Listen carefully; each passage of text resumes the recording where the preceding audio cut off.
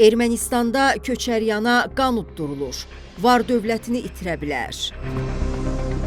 Ermənistan Baş Prokurorluğu 2-ci prezident Robert Köçəryanın qanunsuz əmlakının və onunla əlaqəli şəxslərin 22 daşınmaz əmlakının 15 müxtəlif şirkətdəki payların müsadirə edilməsini tələb edir. Report Ermənistan mediasına istinadən xəbər verir ki, bu barədə Baş Prokuror Anna Vardapetyan parlamentdə bildirib. Prokurorluq Ermənistanın maraqları naminə 985 milyon dram məbləğində istiqraz, 1,4 milyon dollardan çox məbləğdə bank əmanətləri, 4 milyon dollardan çox məbləğdə kreditlər üzrə tələb hüquqları, 8,3 milyard dram, 260 milyon rubl və təxminən 590 min avro, 2 nəqliyyat vasitəsi və sairənin müsadirə edilməsini tələb eləyir deyə Anna Vardapetyan bildirib.